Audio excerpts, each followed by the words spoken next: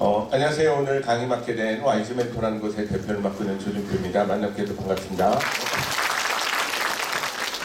저는 소개받은 대로 현재 YG 멘토라는 곳을 운영하고 있고요. 우리 YG 멘토는 아이들의 적성과 능력을 진단해서 그 능력이 잘 발휘되는 미래의 분야가 어디인지 그 분야에 도달하려면 우리 아이들 인생에 많은 선택의 길이 있는데 어떠한 선택을 하는 것이 아이들한테 좋은 선택이 될 것인지 이런 것들을 연구해서 알려주는 그런 일을 하고 있습니다. 원래는 민간기관으로 출발했지만 저희가 아이들 적성 진단하는 기술 특허를 여러 건을 보유하고 있어서 주로 하는 일은 공교육 현장에서 진로교육 관련된 프로그램 공급 개발하는 것들을 많이 하고 있습니다.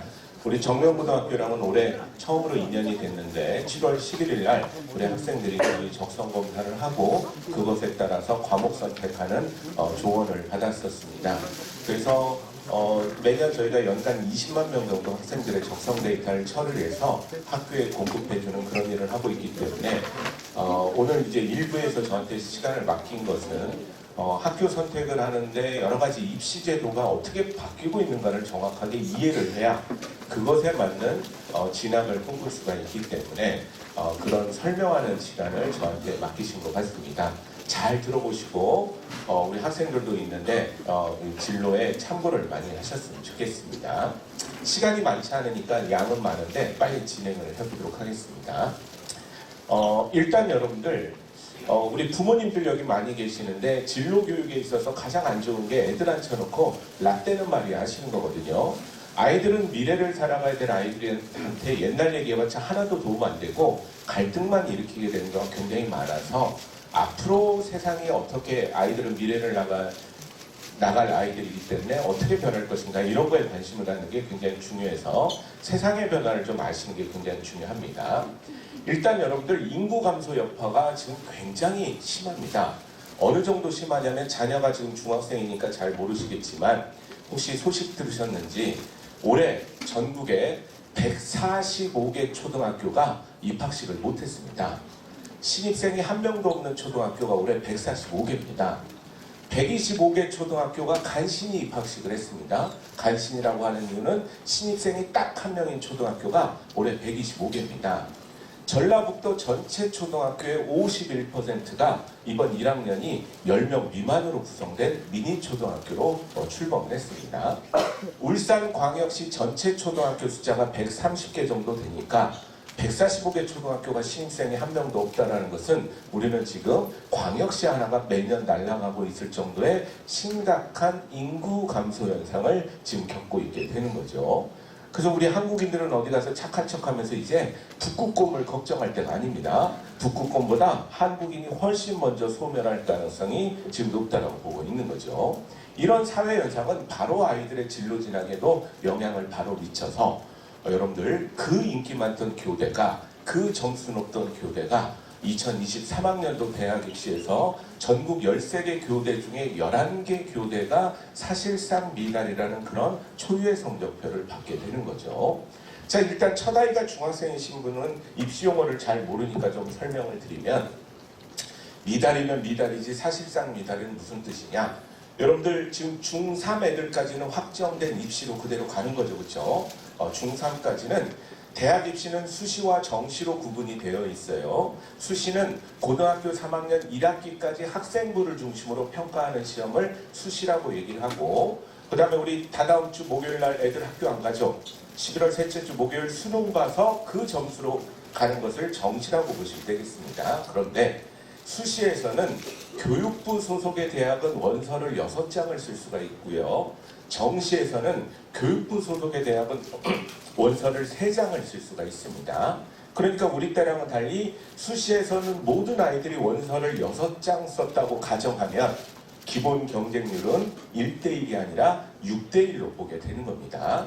정시에서는 모든 아이들이 다 원서를 3장 썼다고 가정하기 때문에 기본 경쟁률을 3대1로 보게 되는 거죠.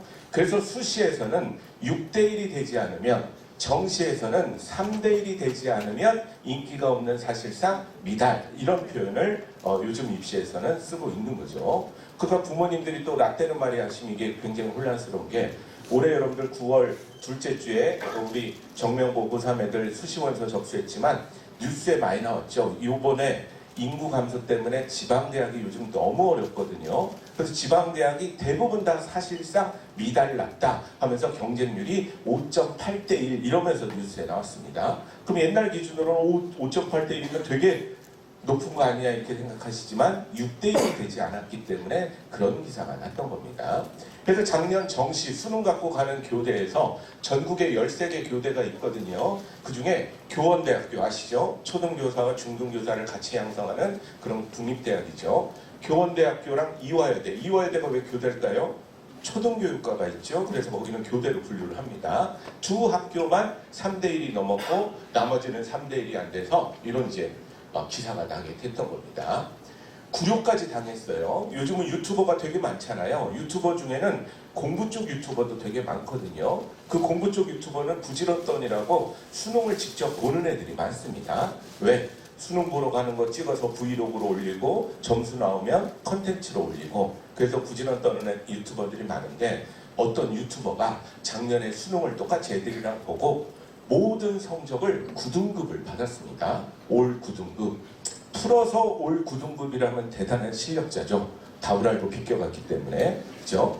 근데 이 친구 찍어도 그렇게 안 나오거든요. 백지로 냈습니다. 그러니까 올 9등급을 받았죠. 그 유튜버가 뭘로 화제가 됐냐면 올 9등급의 수능 성적을 가지고 경인교대 1차 합격을 했습니다. 왜 그러냐? 경인교대는 입시 요강이 어떻게 되어 있느냐? 최종 합격자의 1.5배수를 1차에 뽑아서 2차 시험을 보도록 되어 있는데 1차 접수 마감 결과 경쟁률이 저 1.4라고 나왔지만 1.37대 1이거든요. 그러니까 9등급이건 뭐건 다 1차는 합격하게 되는 이런 일이 생기게 된 거죠.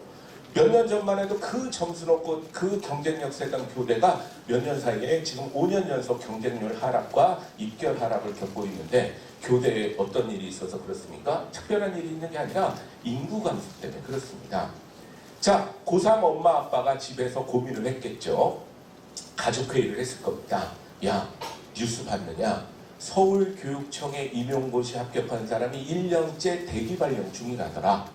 여러분들 뉴스 보셨는지 모르겠지만 서울 한복판의 초등학교도 드디어 애가 없어서 폐교 사례가 드디어 나왔거든요. 그렇다면 우리 딸이 쉼없이 교대 가서 선생님이 된다고 해도 최소 5년 뒤, 아들 녀석이라면 쉼없이 가서 선생님이 된다고 하면 7년 뒤일 텐데 야 지금도 그런데 그때 되면 얼마나 더 하겠느냐. 근데 교대 정도 갈 애들이면 공부 잘하는 애들이죠. 보통 일반고에서 2등급 초반대 애들이 많이 가거든요. 그럼 2등급 초반이면 공부 되게 잘하는 거죠. 한 3, 4등 학교마다 다르지만 그 정도 하기 때문에.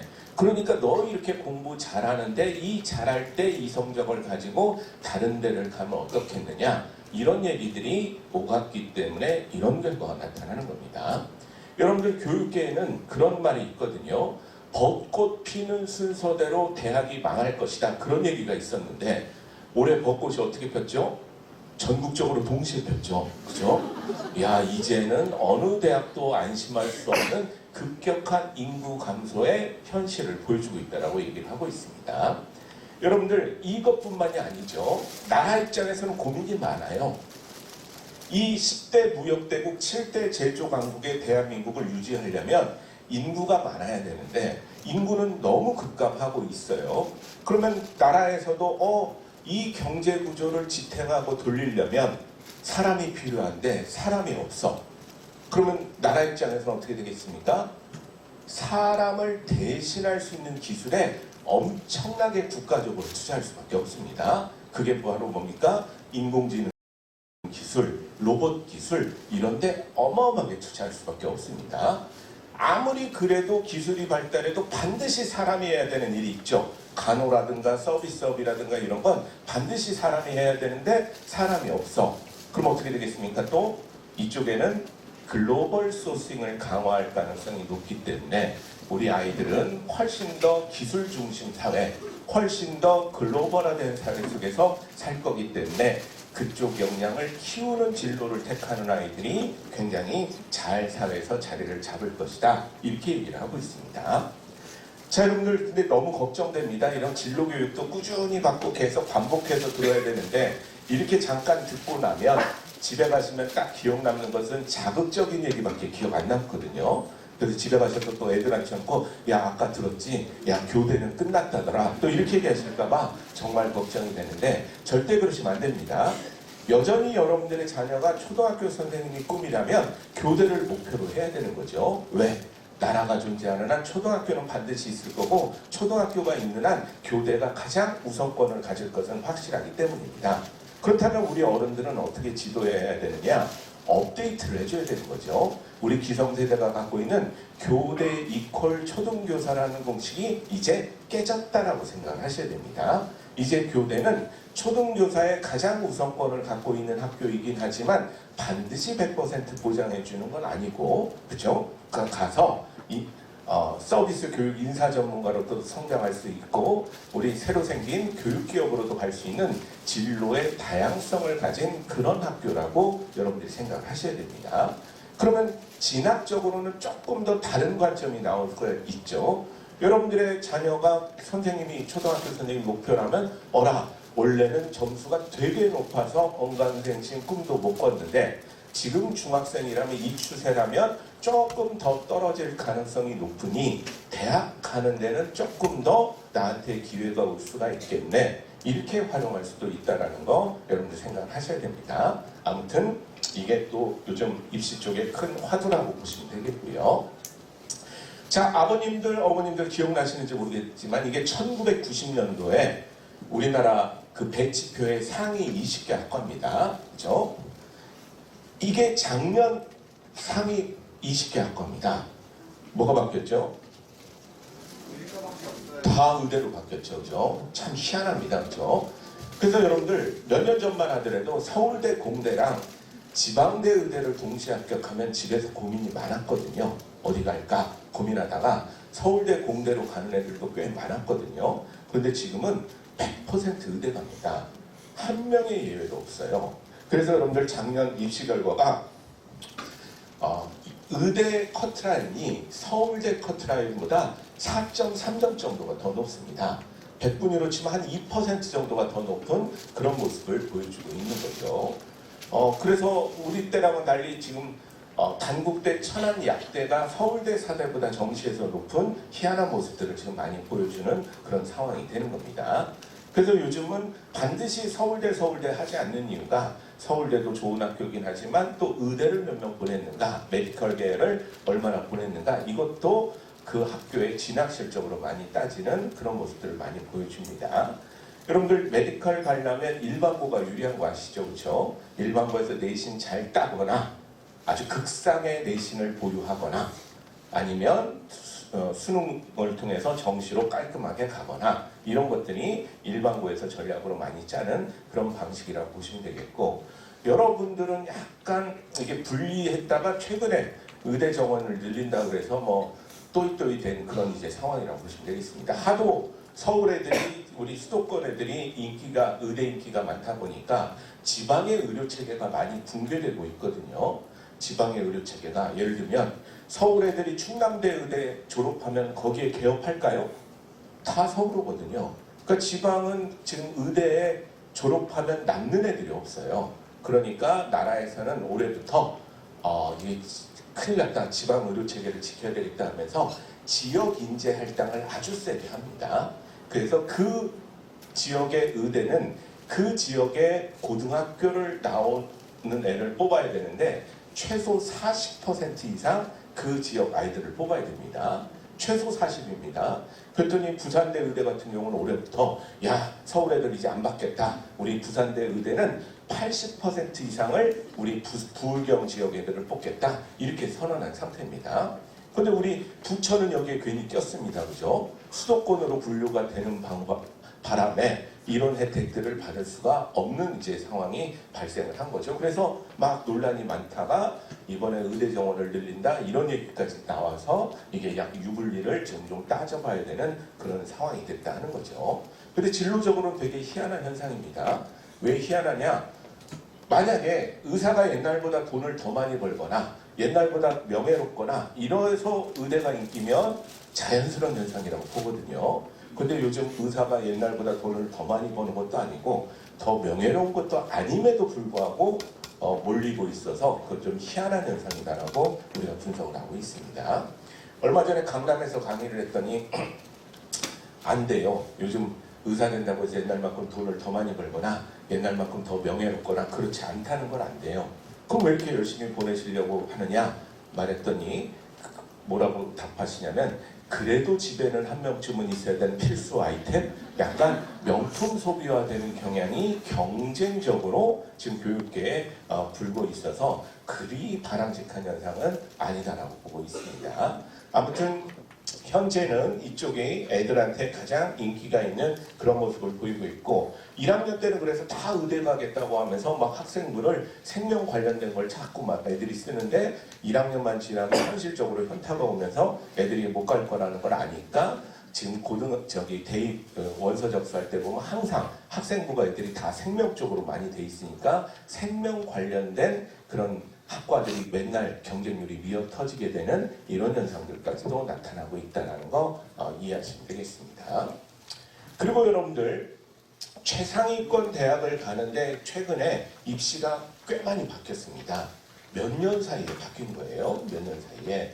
그래서 최근에 여러분들 소문 들으셨는지 모르겠지만 서울 지역 주요 16개 대학은 80까지 높아졌던 수시의 비중을 60까지 낮추고 20까지 떨어졌던 수능의 비중을 40까지 올리라는 그런 얘기를 나라에서 한 거죠. 이게 되게 재미난 웃긴 얘기가 모든 대학에 얘기를 한 게 아니라 서울 지역 상위 16개 대학에만 이 얘기를 한 겁니다. 한나라의 교육부가 명문대학교 16개 지정한 거랑 똑같죠. 그래서 서울에서도 이 16개 대학이 묶인 대학들은 의문의 일패다 하면서 굉장히 배워하고 있는 그런 모습을 보여줍니다. 이런 대학들은 6대4 정도로 맞추고 있는데 이 6대4가 굉장히 교묘한 숫자입니다. 왜 교묘한 숫자냐? 선생님들은 잘 아시겠지만 수시에서는 6군데 원서를 넣으면 어떤 애들은 여러 군데 합격하거든요. 그래도 한 군데밖에 못 가잖아요. 그러니까 다른 대학엔 애가 없습니다. 그렇죠? 추가 합격까지 시켜도 못 뽑아요. 이런 인원은 정시로 넘겨서 애들을 뽑게 해주게 되는데 이 정시로 넘어가는 2월 인원이 학교마다 다르지만 5에서 10% 정도 되거든요. 그러면 6대4로 세팅을 하면 실제로는 어떻게 되겠습니까? 5대5 정도가 되는 반반이 되는 이런 형태를 지금 취하고 있어서 상위권 대학들은 현재 수시와 정시 비중이 5대5 정도라고 보시면 되겠습니다. 그러니까 요즘 일반고에서 진학을 잘하려면 학교에서 학교 생활 중심으로 수시도 잘 대비를 해주지만 수능에 대한 정시에 대한 대비도 어느 정도 대비책을 가지고 지원을 해주는 학교들이 좋은 진학 실적을 내고 있고 불과 몇 년 전에 야 일반고는 수시지 우리는 수능 안 돼 이런 생각을 가지고 있는 고등학교의 진학률이 최근에 급락하고 있기 때문에 여러분들이 학교를 고르실 때 그런 걸 잘 따져보시는 게 되게 중요한 포인트다라고 얘기를 할 수가 있겠습니다. 그러면 이게 교육적으로 여러 문제를 일으키는데 어떤 문제를 일으키냐면요. 여러분들 수시가 8이고 수능이 20이면 들어가면 애들은 뭐부터 준비해야 되는 게 맞을까요? 수시부터 준비하는 게 맞죠. 그러다가 학교 생활 열심히 하다가 잘 안 되면 세컨 찬스로 정시를 생각하는 수능을 생각하는 그런 모습이었단 말이죠. 그런데 지금 이제 반반이 된 거예요. 반반이 되면 어떤 현상이 생기느냐? 들어가면서부터 애들이 선택을 하려고 합니다. 선택을 나 그냥 수능으로 가는 게 낫지 않을까? 반반인데 이렇게 생각하는 순간부터 어떻게 되죠? 학교 생활은 무의미해지는 현상이 나타납니다. 그래서 뉴스에 들으셨겠지만 최근 들어서 학교를 자퇴하래 뭐네 이런 얘기가 자꾸 나오는 이유는 수능의 비중이 굉장히 높아졌기 때문에 나타나는 현상입니다. 처음부터 수능만을 목표로 생각하면 여러 문제가 발생합니다. 어떤 문제가 발생하느냐? 수능은요 여러분들 점수만 높으면 되잖아요. 그러니까 수능 공부를 하다 보면 진로건 적성이건 이런 건 생각 안 하고 어떻게 하면 1점 더 나올까 이런 데 신경을 쓰는 그 아이들이 늘어날 수밖에 없습니다. 시험 체계가 그렇게 돼 있기 때문에. 그래서 여러분들 부모님들 기억나시는지 모르겠지만 이 수능과 같은 시험이 여기에 몰입하게 되면 어떤 부작용이 생기냐면요. 수능은요 우리 학생들은 아직 경험이 없어서 모를 텐데 한번 보면 또 보고 싶어지는 중독성이 아주 강합니다. 굉장히 또 보고 싶어져요. 그럴 수밖에 없는 게요, 여러분들. 정시에서 가군, 나군, 다군이 있는데 나군에 서울대 의대가 있고 중앙대 의대가 있거든요. 연고대 의대는 어디 갔을까요? 서울대 피해서 도망가 있는 거죠. 가군에. 그렇죠? 그러면 서울대 의대 다음에 중앙대 의대인데 여러분들 차이 많이 나 보이시죠? 서울대 의대랑 중앙대 의대 수능에서 두 문제 반 차이입니다. 그러니까 중앙대 의대 합격한 애는 행복한 게 아니라 엄마 나 1년만 더 하면 두 문제 더 맞지 않을까? 이렇게 생각을 합니다. 충남대 의대 합격한 애는 행복해야 되는데 그게 아니라 엄마 한 문제만 더 맞으면 한양대 의대 가는데 이렇게 생각을 합니다. 또 의대가 아니더라도 세종대를 합격한 애는 엄마 우리 고등학교 이상하지 않아? 고3인데도 학교 행사 다 시키고 나 1년만 메가스터디 기숙학원에서 열심히 공부하면 세 문제 더 맞지 않을까? 그럼 내가 저기 시립대 갈 수 있는데 이렇게 자꾸 생각을 합니다. 그래서 이 최근 들어서 주요 대학 상위권 아이들이 이런 정시 함정에 빠지는 애들이 많아서 급격하게 재수 비율이 늘어나고 있는 게 요즘의 특징이다라고 보시면 되겠습니다. 그래서 균형 있게 나는 내가 적성을 찾아서 이런 학과를 갈 거다. 그런 학과를 가기 위해서 일단 고등학교 가서 최선을 다해서 학교 내신에 내 위치를 좀 파악해보고 그게 우선이 되고 그리고 이게 여의치 않을 경우에는 수능으로 돌려서 공부하는 이런 스텝을 생각하지 않으면 아이들이 막 처음부터 나는 수능 공부하겠다. 그럼 내 학교를 왜 가냐? 나 검정고시 보겠다. 막 이런 얘기를 하는데 여러분들 주변에 물어보세요. 자퇴해서 성공한 애들 찾기가 진짜 힘듭니다. 실제로 확률도 되게 낮아요. 있긴 있어요. 성공한 애들. 걔가 항상 애들의 모델이 되는 겁니다. 친하지도 않으면서 걔 봐라 막 이런 거죠. 그런데 실제로는 거의 불가능한 일이기 때문에 가급적이면 학교에서 여러 방법을 통해서 활로를 찾으시려고 노력하는 게 정말 요즘은 중요한 상황이다라는 거 기억하시면 되겠고 그리고 자기 목표, 자기 진로 이런 걸 생각하지 않으면 우리 수능의 함정에 빠져서 재수, 장수 막 이런데 지금 빠지게 되는 이런 현상들이 아주 강하게 나타난다. 그렇게 이해하시면 되겠습니다. 강남의 고등학교 너무 부러워할 게 아니라 강남의 고등학교는 기본적으로 4년제 고등학교입니다. 대부분이 다 재수합니다. 그렇죠? 뭐 휘문고등학교, 유동고등학교, 경기고 다 대학 진학률이 50% 언더거든요. 그러니까 열심히 이제 공부해보고 재수를 통해서 간다는 거죠. 제가 강남의 학교 선생님들하고 친하니까 가끔 농담처럼 얘기를 합니다.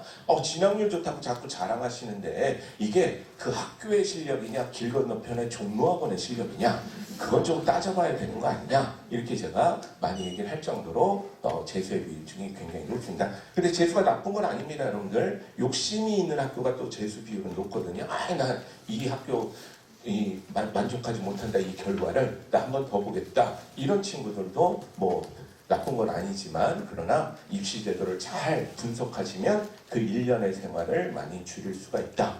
그리고 부모님 자기 때 생각하시면 안 됩니다. 정치인들이 옛날 사람들이라 뭐 학력고사 생각하면서 개천에서 욕났네 이렇게 생각하지만 여러분들 요즘 재수학원들은요 한 달에 300만 원 이상 듭니다.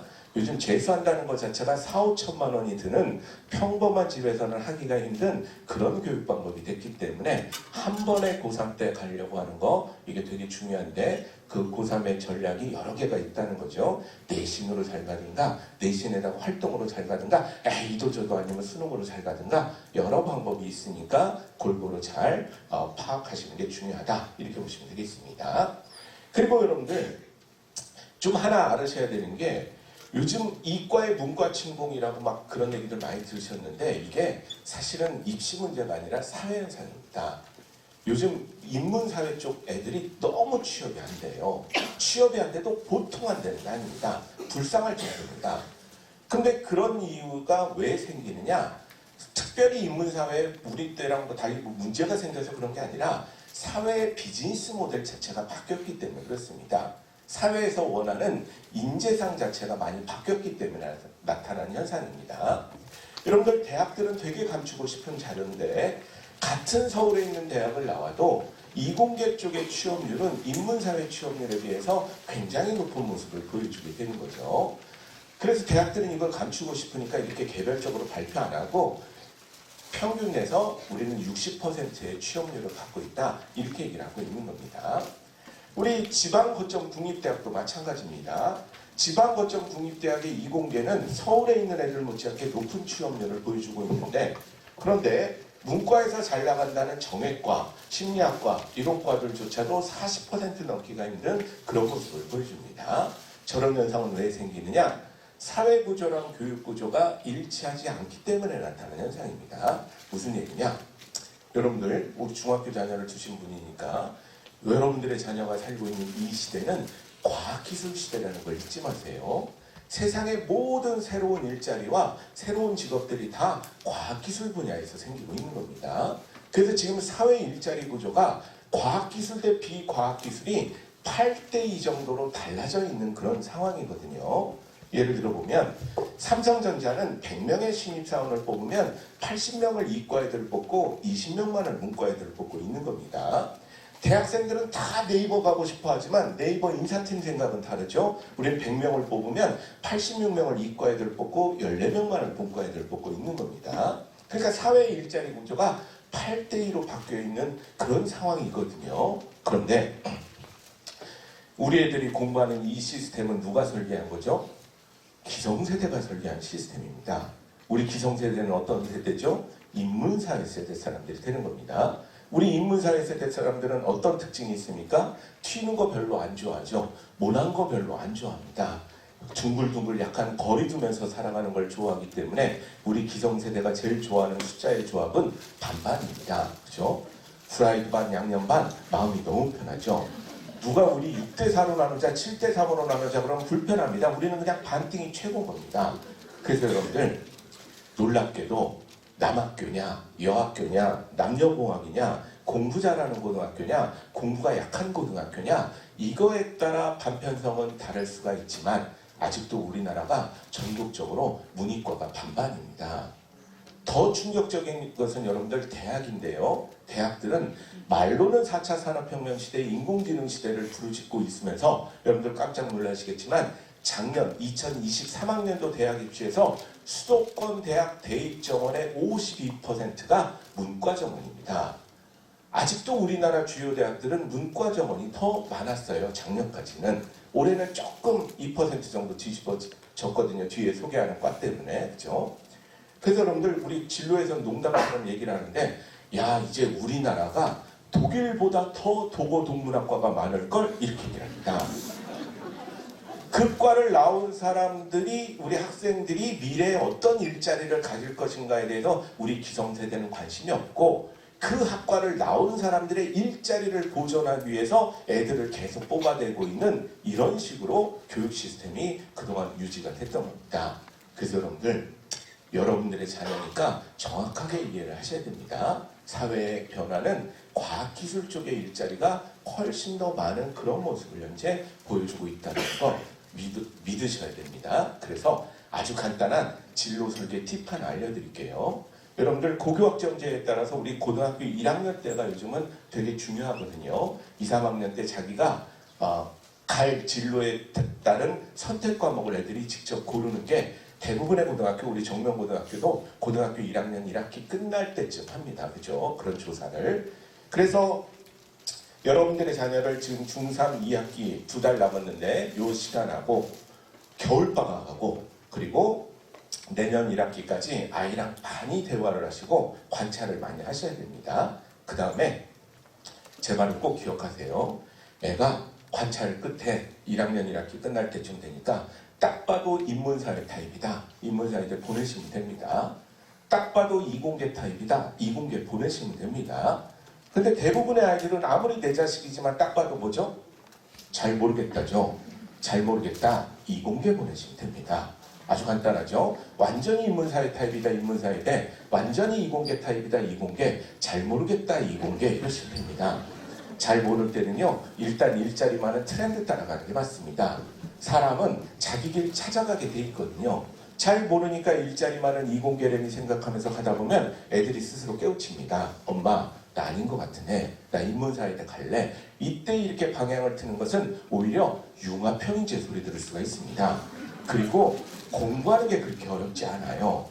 근데 아직도 많은 우리나라 고등학생들이 인문사회에 큰 뜻이 있거나 자기 적성이 있어서 가는 것은 너무 좋은 일인데 아직도 많은 아이들이 그놈의 수학 과목 하나 싫다고, 그거 하나 싫다고 적성에도 안 맞으면서 인문사회 택하는 친구들은 대학 가는 데까지는 아무 문제 없다니까요. 반반이기 때문에. 언제 문제가 된다고요? 사회 나가려고 하는데 반반이 아니라 8대2가 되는 겁니다.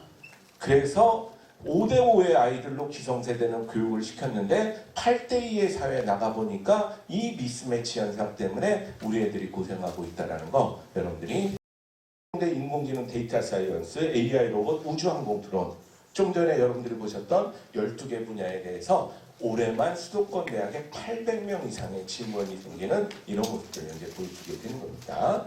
그런데 서울만 늘리면 안 되니까 지방대 중에 그나마 탄탄한 지방 거점 국립대학을 중심으로 해서 올해 1000명 이상의 첨단학과가 증명이 됩니다. 근데 여러분들 이거는 상대적으로 놀랍게 생각하셔야 돼요. 지방대 요즘 되게 어렵다고 말씀드렸잖아요. 그렇죠? 애들이 없어서. 그럼에도 불구하고 어려운 분야를 알아서 해결하고 이거는 지금 나라에서 필요하니까 이런 분야를 지금 늘렸으면 좋겠다. 빨리 교육시켜라. 지금 나라가 얘기를 하고 있는 겁니다. 그래서 이런 과들은요. 일단 돈이 흘러가고 일자리가 생기는 곳이기 때문에 잘 모를 때는 그냥 저쪽 분야 중에 하나 택해야 되겠다 이렇게 생각해도 크게 어긋남이 없는 그런 분야들이다.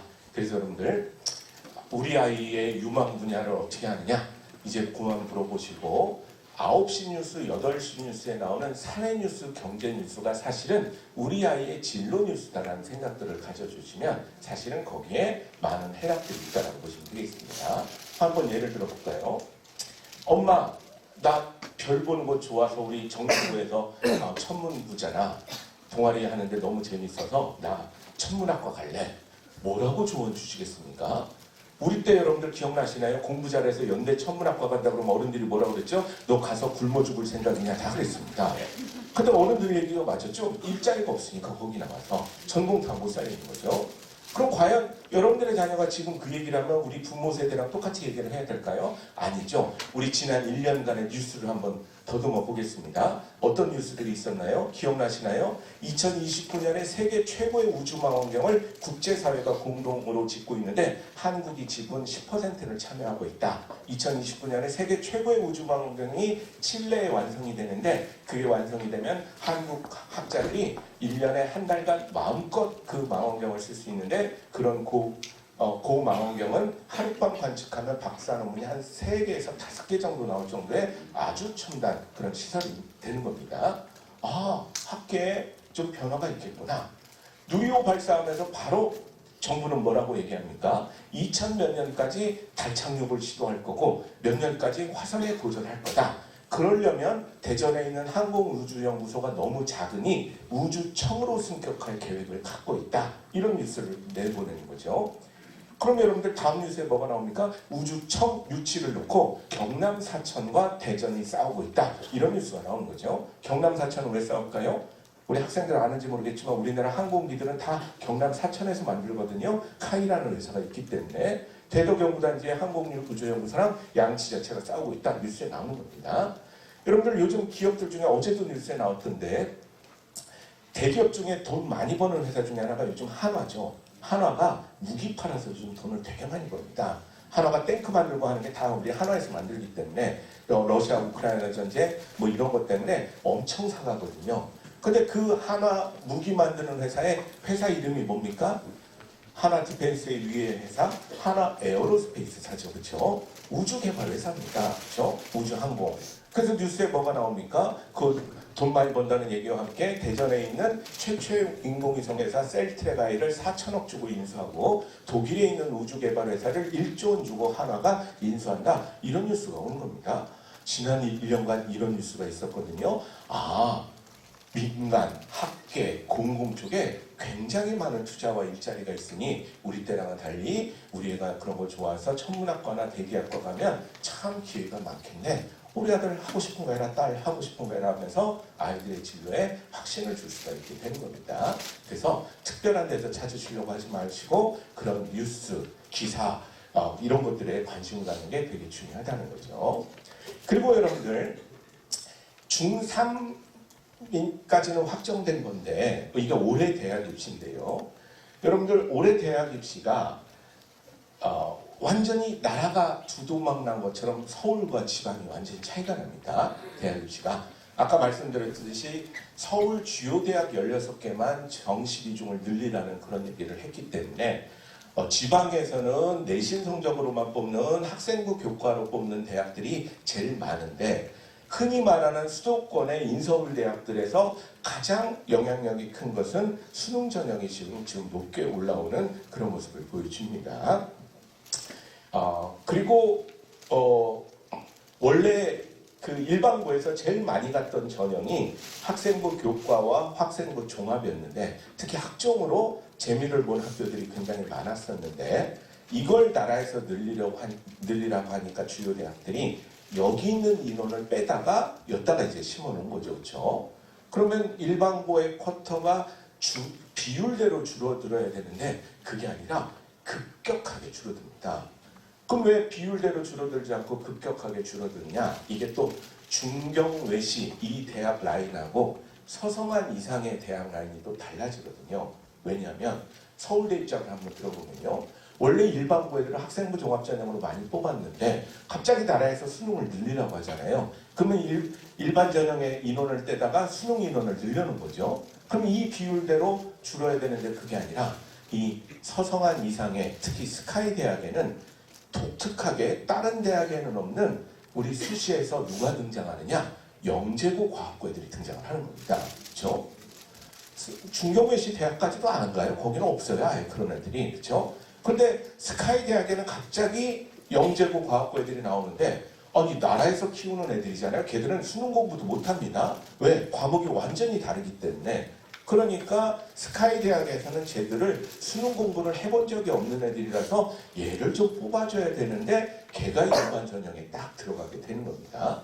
그러니까 이 비율이 감소한 것보다 훨씬 더 급격하게 일반고 인원이 줄어드는 이런 현상들이 최근에 많이 나타나고 있는 거죠. 그래서 요즘 곧 중3 애들은요 고등학교에 가게 되면 학교 내신을 열심히 해서 해보려고 노력을 해야 되지만 잘 안 될 때는 수능이라는 그 좋은 기회가 꽤 비중 높게 형성이 돼 있다는 그런 것도 정확하게 이해를 하셔서 우리 이것도 그냥 등한시 안 하는 그런 전략을 짜시는 게 정말 대학 가는데 여러모로 도움이 된다는 거 여기 기억하셔야 됩니다. 이렇게 좋게 설명하고 있지만 좀 미안해요. 지금 중3 애들은 지금 몇 년 전 애들보다 훨씬 더 공부량이 늘어났습니다. 학교 공부도 열심히 해야 되고 수능도 공부를 해야 되는. 근데 이걸 누굴 뭐라고 할 수 없는 게 욕하고 싶어도 욕을 할 수 없는 게 이게 누가 결정한 건지 아세요? 국민들이 결정한 겁니다. 그렇죠? 3차에 걸친 대국민 여론조사를 했더니 우리 국민들은 수능이 공정하다고 표를 던져주셔서 수능 비중을 늘리는 데 국가가 이제 국민 따라 하는 겁니다. 그렇죠? 그래서 애들은 힘들어지는 모습을 보여주는 겁니다. 여러분들 솔직하게 우리나라 국민들 교육에 대해서 많이 한다고 생각하지만 자녀가 고3 아니면 입시제도 모르거든요. 그러니까 여러분들 더 나빠지기를 막기 위해서 혹시 여론조사 오지 않습니까? 모르면 모른다고 답해주세요. 괜히 아는 척하다가 지금 애들이 굉장히 힘들어지는 그런 모습을 보여주고 있는 겁니다. 그렇죠? 그래서 수능의 비중이 상위권 대학으로 갈수록 스카이로 갈수록 굉장히 급격하게 올라가고 있다는 거 여러분들 기억을 하셔야 되는 겁니다. 그렇죠? 예를 들면 우리 엄마 아빠가 입시를 잘 모르니까 조금 더 부연 설명을 드리면요. 광운대학교 아시죠? 광운대학교. 광운대학교 작년 소프트웨어 공학과 커트라인 70% 컷이 10명 중에 7등하는 성적을 나라에서 발표를 하거든요. 합격자 10명 중에 7등의 성적. 그럼 광운대학교 소프트웨어 그 학과의 70% 컷이 1.9등급 정도 나옵니다. 되게 높죠? 1.9면 여러분들 학교에서 전교 10등 안에 드는 그런 학교마다 다르지만 그런 성적이거든요. 근데 여러분들 작년에 고려대학교 건축 환경 학과인가 이거 커트라인이 1.9 정도 됩니다. 어라 같은 내신이면 광운대보다 고려대가 더 낫지 않을까요? 그렇죠? 근데 왜 이렇게 갈라질까요? 광운대는 수능 최저가 없습니다. 그러니까 수능 준비가 전혀 안 되고 내신이 잘 나오면 거기밖에 지원할 수가 없는 그런 상황이 생기는 거죠. 근데 고려대학교는 3합7, 3합8, 3합8이 뭡니까? 세 과목 합쳐서 수능이 8등급 안에 들어야 되는 거죠. 3, 3, 2 나와야 됩니다. 최소, 그죠? 3합7이면 3, 2, 2, 3 나와야 되는 거죠. 그죠? 이걸 맞출 수 있는 수능 성적을 갖고 있는 아이들은 1.9로 고대를 지원하게 되는 그런 모습이 생기게 되는 겁니다. 그러니까 생각보다 요즘 아이들의 상위권 대학은 수능의 영향력이 커져 있다는 거, 불과 몇 년 사이 일이라는 겁니다. 그런 것도 잘 알아두시고, 아까 말씀드린 대로 수시와 정시를 이따가 학교 설명할 때 꼭 물어보세요. 우리는 어떻게 대비를 해주시냐고. 이런 걸 잘 대비하는 학교가 사실은 좋은 학교일 수 있다는 거 기억하시면 되겠고요. 아까 교장 선생님실에서 차 한잔 마시면서 얘기를 듣는데 작년에 여기 정명고에서 서울대를 4명 갔더라고요. 수시 3명, 정시 1명. 어마어마하게 잘 나온 겁니다. 최근 그거는. 그죠? 서울로 치면요. 강남도 휘문고등학교가 작년에 수시로는 3명인가 갔거든요. 그죠? 정시로 걔들 많이 가서 그렇지. 저 강동구 정도 가면 이제 현역이 4명 갈까? 그렇지 않으면 서울에서도 거의 없습니다. 그죠? 그래서 그런 노하우가 우리 자녀한테 맞는지 잘 확인해 보시려고 노력하는 거 되게 좋다라고 보시면 되겠고요. 그리고 진로가 중요한 것은 자꾸 대학에서 여러분들의 자녀의 학생부를 뽑을 때 진로 역량을 자꾸 보겠다는 겁니다. 우리 때는 어떤 거니까 진로 역량이 뭐냐? 간단하게 하면 우리과의 고교학점제에서 선택을 해야 되는데 우리과에 관련된 과목을 잘 선택했느냐 이걸 보겠다는 겁니다. 쉽게 설명드리면 요즘 대학들은요 제일 두려워하는 게 애들이 도망갈 거를 두려워하는 겁니다. 애들이 가는 거죠. 옛날에는 우리 부모님 때는 자퇴하면 대학본부가 쳐다도 안 봤죠. 너 나가도 들어오고 싶어 해서 기다리는 애들 많다. 이렇게 생각을 했었습니다. 근데 요즘은요. 대학의 입장에서 누가 중간에 자퇴하면 애들이 너무 없어서 채울 방법이 별로 없습니다. 또 요즘 애들은 판단이 빨라가지고요. 조금만 마음에 안 들면 금방 관둡니다. 중도 이탈률이 되게 높아졌어요. 중도 이탈률이 10% 정도만 되면 대학 재정에 큰 타격을 주면서 굉장히 어렵고 우리 과는 구조조정의 대상이 돼버립니다. 내 일자리가 없어질 가능성이 높은 거죠. 그래서 여러분들 요즘 대학 입시를 그냥 한마디로 설명드리면 그게 이해가 빠르실 텐데 대학들은 멋있게 4차 산업혁명 시대 미래사회를 이끌 인재를 뽑는다라고 얘기를 하는데 그건 지향점은 사실이고요. 그러나 당장의 속내는 뭐냐면요. 얘를 뽑으면 중간에 관두지 아니하고 끝까지 졸업까지 할 애인가 하니까 이거 보는데 혈안이 되어 있게 되는 겁니다. 그러면 그 예를 하나 보여드릴게요. 제가 어느 대학의 기계공학과 15년차 교수예요. 갑자기 대학본부에서 교수님 올해 입시 업무 좀 담당해 주세요. 인사발령을 냅니다. 이런 사람을 위촉입 박사정관이라고 하는 거죠. 그러면 교수인데 올해 입시 업무를 담당하는 겁니다. 15년차 교수면요. 애들이 뭐 때문에 힘들어서 관두는지를 다 알거든요. 그러면 선발을 할 때 이걸 방어하는 쪽으로 애들을 뽑을 수밖에 없습니다. 자, 메커니즘을 보여드릴게요. 제 앞에 애의 학생부가 왔습니다. 15년차 기계공학과 교수는 뭐부터 볼까요? 성적부터 사실 상관이 없습니다. 입학사정관은 어떤 사람은 출결 먼저 보는 사람이 있고 막 다 다릅니다. 제일 많은 게 원래 자소서부터 봤었는데 올해 폐지가 돼서 이제 스타일마다 좀 다를 텐데 아마 저는 성적부터 볼 겁니다. 기계공학과 교수라면. 성적이 쭉 5학기께 나와 있을 텐데 무슨 과목에 제일 먼저 눈이 돌아갈까요? 수학이죠. 기계공학과니까. 수학 1, 2, 수학 상항 이런 것들이 우리 대학에서 수학할 실력이 되는가? 이런 걸 봅니다. 뒤로 갈수록 향상되는 걸 좋아합니다. 혹시 고등학교 자녀가 있다면 1학기 망쳤죠? 망치는 게 정상입니다. 그러나 뒤로 갈수록 이렇게 좀 잘 되도록 이렇게 해주시는 게 되게 중요합니다. 향상도 진짜 많이 봅니다. 대학들이. 왜? 탄력받아서 대학 와서 잘할 가능성이 높으니까. 그러니까 수학 상하 2학년 때 배우는 수학 1, 2 다 잘했어. 그죠? 이 정도면 괜찮아. 그 다음에 선택 과목을 보죠. 이 선택 과목 안 하면 바로 떨어뜨립니다. 기계공학과는 뭐죠? 미적분이 되는 거죠. 기계공학과는 다 연력학, 4대 역학 하려면 미적분을 해야 되니까 상위권 대학은 기하까지 해야 됩니다. 이거 안 하면 힘들다고 애들이 관두니까. 그렇죠? 그걸 다 봐. 성적 괜찮아, 나쁘지 않아. 그럼 수학은 통과합니다. 그렇죠? 그 다음 어느 과목을 보겠습니까? 과학을 보죠. 과학을 보는데 기계공학과 교수들이 한이 된 게 있어요. 그동안 우리나라 입시제도의 모순 때문에 생명과학과 지구과학을 수능에서 선택하고 기계과 합격하는 애들이 많거든요. 이런 애들이 얼마나 많이 관뒀는가를 합니다. 뭐를 안 해서? 물리를 안 했기 때문에. 그래서 얘는 물리를 선택했는지를 봅니다. 투까지 했는지를 봅니다. 성적이 어떤지를 봅니다. 그럼 다 괜찮으면 얘가 우리 학교 들어와서 수학, 물리 어렵다고 나갈 일은 없겠네. 그 이유가 제일 많은데 이렇게 판단하는 겁니다. 그럼 여기서 끝나는 게 아니죠. 왜냐? 여러분들 요즘 공부 제일 잘하는 애들이 의대 좋아한다고 그랬죠. 의대 6장 쓰는 애들이 어떻게 쓰냐면요.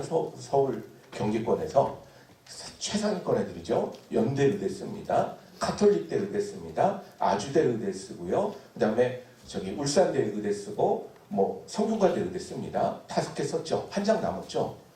얘는 의사가 꿈이잖아요. 그런데 이 한 장은 대부분 어떻게 쓰냐면 평생 이런 플렉스를 하고 싶은 겁니다. 서울대 의대 넣으면 떨어지는 걸 알기 때문에 한 장은 서울대 공대를 냈습니다. 왜? 나 옛날에 서울대 합격했는데 안 갔다? 이런 플렉스를 하기 위해서죠.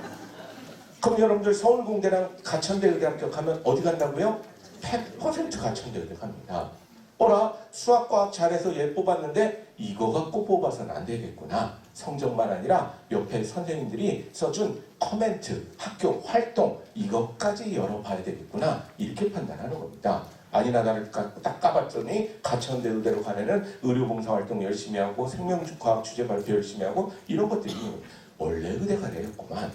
그런데 어떤 애는 물리 선생님이 수업 시간에 뭐에 대한 심화 보고서를 썼고 그거에 대해서 계속 학기마다 성장되는 모습이 보이고 학교에서 공학에 관한 여러 가지 활동을 하는 흔적이 있으면 얘가 우리 과 오겠네. 이런 애를 뽑는 것을 학생부 종합전형이라고 얘기를 하는 겁니다. 그래서 우리 과에 맞는 과목과 활동을 열심히 했는가 이걸 보는 게 요즘은 우리 세대에는 없었던 진로 역량을 보는 거라고 얘기를 하기 때문에 가급적이면 고등학교 1학년 때 3학년 때 지원할 학과 목표를 정하고 그 학과에서 요구하는 과목이 뭔가 이걸 자꾸 선택하고 관련된 활동을 하도록 하는 게 정말 중요해졌다는 거 이해하시면 되겠습니다. 근데 어렵게 생각하지 마시고요. 간단한 비법 하나 알려드리면 나중에 이제 고등학교 입학하면요. 1학년 1학기 끝날 때 과를 정해주세요. 그리고 온 가족이 그 과를 다 알아야 됩니다. 우리 딸, 우리 아들이 무슨 과 가겠다는 걸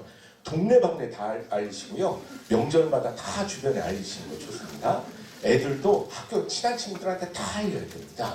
마치 그 학과를 위해서 태어난 것처럼 뽑아만 주시면 뼈를 묻을 사람인 것처럼 여러분들 이게 진짜 중요합니다. 심리학에서는 칵테일 파티 효과라는 게 있거든요. 칵테일 파티는 서양에서는 시끄러운 장소의 대명사입니다. 음악 크게 틀어놓고 술 한잔하고 목소리 커지고 이런 데가 칵테일 파티 장소인데 그럼 칵테일 파티 효과는 뭐냐? 그 시끄러운 칵테일 파티 장소에서 저 구석에서 누가 내 이름을 얘기한 것 같아. 그럼 갑자기 모든 신경이 그쪽에 집중되는 현상을 칵테일 파티 효과라고 얘기를 합니다. 여러분들이 밥 먹고 있는데 뒤에서 우리 주제랑 똑같은 얘기를 하는 것 같으면 뒤에 신경이 쓸리는 현상을 칵테일 파티 효과라고 얘기를 하는 거죠. 나는 컴퓨터 학과를 갈 거야. 이런 생각을 갖고 있으면요. 길 가다가 컴퓨터자만 소리가 들리면 갑자기 신경이 쓰입니다. 뉴스를 보다가도 컴퓨터 얘기만 나오면 저게 내 얘기인가 하면서 신경을 씁니다. 학교 영상에서도 컴퓨터자만 들어가면 내 길인가 하고 쳐다보게 됩니다. 이런 친구들은 3년 끝나고 나서 학생부를 보게 되면 참 곳곳에 컴퓨터에 관련된 우리 학과에 대한 애정이 간절히 보이는 그런 애들이 굉장히 많이 생기게 된다라는 겁니다. 그렇죠? 그래서 요즘은 진로가 되게 중요해졌고 대학에서도 우리 과를 올 거면 어느 과목을 반드시 선택해야 된다. 이런 것들을 제시를 하고 있는데 이건 걱정 안 하셔도 됩니다. 학교에 오시면 학교에서 잘 이런 것들은 안내를 하는데 중요한 것은 이런 자료는 줄 수가 있지만 무슨 과 가라고 학교에서 정해줄 수는 없는 거거든요. 그것만 가정에서 잘 정해주면 어느 과목을 선택할지는 학교에서 다 잘 설명해 주는 게 요즘의 시스템이다라고 보시면 되겠습니다. 그리고 이제 마지막으로 여러분들 이제 이 중학교 자녀를 주신 분들은 대학에 대해서 좀 아시는 게 되게 중요합니다. 여러분들 이게 우리가 흔히 얘기하는 4년제 인서울대학이고요. 이보다 점수가 높은 게 지방의 의대학대, 우리 때랑 다르죠, 그렇죠? 그다음에 지방거청국립대학은 좀 아직도 살아있으나 좀 갈수록 인기는 떨어지고 있습니다. 그러니까 옛날 우리 세대는 이해가 안 되죠. 여러분들 부산에서는 옛날 우리 때 그랬지 않습니까? 야, 스카이대학 아닐 바에는 뭐하러 서울 가냐? 부산대 가지. 이런 게 지방국립대 위상이었었는데 요즘은요. 부산에서도 고민이 많은 게 부산대가 부산대랑 가천대 합격하면 가천대 옵니다, 애들이. 그래서 되게 요즘 지방거청국립대학이 조금 어려움을 많이 겪고 있는 상황이긴 하지만 여전히 경북대나 부산대 같은 데는 잘 살아 있습니다. 그 다음에 사립특성화대학, 점수가 아니라 특화된 대학들을 나중에 찾으시려고 노력해야 됩니다. 특히 중위권, 중하위권 아이들은 그 점수가 안 되니까 그 대학이 아니라 예를 들면 대전의 우송대학은 되게 글로벌 교육에 특화되어 있고 그 다음에 저기 천안의 선문대학은 자동차공학 쪽에 굉장히 특화되어 있고 우리 목동의 김학과로 돈 번 분이 밑에 가서 세운 대학이 저기 건양대학이죠. 그러니까 보건계열은 되게 잘 돼 있고 뭐 그 다음에 노동부에서 진려다가 교육부로 떠넘긴 게 한국기술교육대학이니까 거기는 취업이 굉장히 잘 되고 뭐 이런 것들이 있습니다. 그런 관계를 나중에 잘 아시는 게 되게 중요합니다.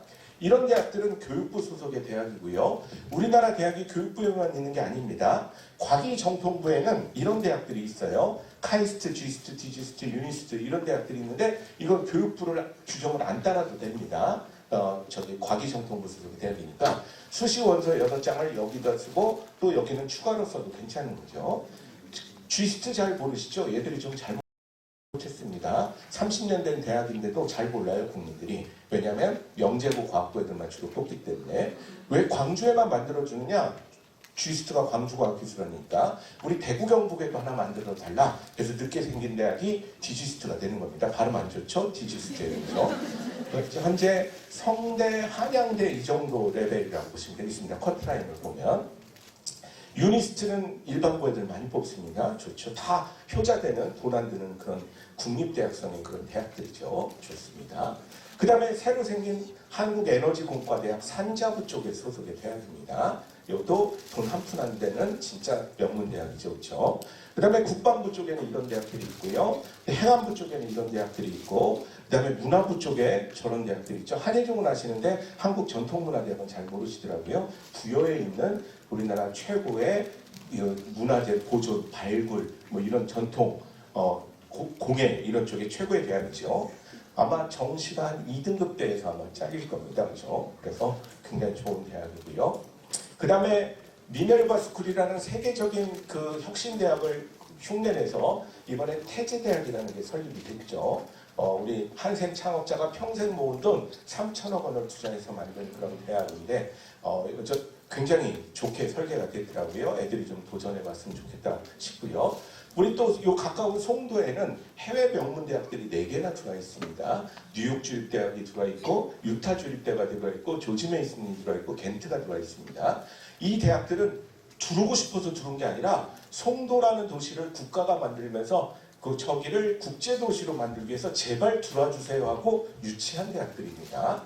그래서 2012년에 들어와서 10년이 넘었는데 입학할 때는 일반고 기준으로 3, 4등급 애들이 많이 오는데 졸업할 때는 스카이 애들도 못 가는 기업에 척척 합격하는 것으로 봐서 최근에 굉장히 인기가 끌고 있고 특히 겐트는 유럽에서 굉장히 유명한 노벨상 많이 받기로 유명한 대학이죠. 생명과학 쪽이 굉장히 발달한 그런 대학이라서 최근 들어서는 입결이 굉장히 올라가고 있지만 여전히 잘 모르는 도전해볼 만한 그런 학교가 볼 수가 있습니다.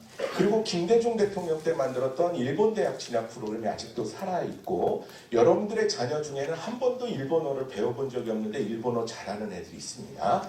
오타쿠 같은 애들 많기 때문에요. 얼마나 좋습니까? 그렇죠? 일본은 여러분들 우리가 감정적으로 무시해서 그렇지 우리보다 훨씬 아직까지는 선진국이기 때문에 디자인이나 제조 쪽에 아주 강국인데 일본이 우리보다 인구 감소가 먼저 시작돼서 대학은 많은데 애들이 없어요. 그래서 일본 문부성, 교육부죠. 해마다 30만 명 유학생 유치하는 게 목표인데 뽑아보니까 한국 애들이 제일 똑똑하더라. 이래서 한국 유학생들을 굉장히 찾고 있습니다. 그러면 현재는 누가 많이 갖고 있느냐? 일반고 애들이 이런 걸 잘 도전 안 하니까 외고에서 스카이를 못 가는 아이들이 나 스카이 가려고 왔는데 못 간다고 하니까 나는 이 정도에서 만족 못한다 해서 얘들이 와세다 대학교의 국제교양학부, 리치메이칸 대학의 아시아 퍼시픽 태평양학부 이런 데를 간 다음에 그 다음 진로가 중요한 거죠. 그래서 여기를 졸업하고 대학원을 다시 스카이로 오거나 미국 유학을 가버리거나 글로벌 회사에 취업을 하는 그런 모습들을 많이 보여줍니다. 저것도 굉장히 좋은 진로라고 보여지는 거죠. 그 다음에 여러분들 마지막으로 요거 한번 보여드릴게요. 해외대학이라고 돼 있는데 우리 부모님들 거부감이 들죠. 해외대학은 토플에 SAT에 막 이런 거 듣는데 역시 옛날 분들입니다. 왜 그러냐? 여러분들 요즘 해외 가서 렌트카 몰면 가기 전에 어떻게 해야 되죠? 경찰청이나 면허시험장 가서 면허증 보여주면 국제면허 이렇게 종이 주거든요. 이것만 해외 가서 보여주면 다 렌트를 할 수가 있습니다. 우리가 국력이 높아져서 우리의 면허를 다 인정한다는 그런 뜻이 되는 거죠. 여러분들 그동안 대한민국이 국력이 너무 커졌습니다. 그래서 여러분들 여기에서 말하는 해외대학은 뭐냐면요. 요즘 전 세계에서 우리나라 수능 점수를 그대로 인정하는 해외대학들이 갈수록 늘어나고 있습니다. 어마어마하게 빠른 속도로 늡니다. 아니 그러면 그래도 영어 시험 봐야 되는 거 아니야? 우리나라 수능 영어 1등급이면 다 영어가 면제됩니다. 그렇죠? 그래서 나중에 여러분들 진학사나 UA 어플라이를 통해서 대학 원서 쓰거든요. 거기 보면 옆에 메뉴에 해외대학 지원 코너가 따로 있습니다. 왜 그러냐? 수능 점수 갖고 그냥 지원하는 대학들이 늘고 있기 때문에 그런 모습들을 보이게 되는 겁니다. 그래서 여러분들 지금 중학교니까 보여드리는 건데 어느 하나 쉬운 진로는 없습니다. 그렇죠? 그러나 옛날 우리 때와는 달리 꽤 많은 진로가 생기고 있다는 것을 찾아봐야겠다는 생각을 안 하게 되면 애가 첫 중간고사 보고 애도 실망해 있는데 갑자기 엄마는 그 점수를 보고 머릿속에 이상한 공식 하나가 떠오르죠. 서연고, 서성한이, 준경외시, 건동옥숙 하면서 갑자기 대학 서열을 생각하시고 한 칸 위에 대학 보내려고 아이를 묻어버리게 되는 이런 일들이 굉장히 많이 발생합니다. 열심히 했는데 조금 마음에 안 드는 대학을 가면 어떻습니까? 다음 진로가 뭐가 있는가? 이걸 같이 고민해 주는 게 우리가 어른들이 같이 해줘야 되고 애들도 스스로 찾아야 되는 그런 일이다. 참 다양해졌다. 이런 얘기를 들으면서 오늘 강의를 마치려 합니다. 감사합니다.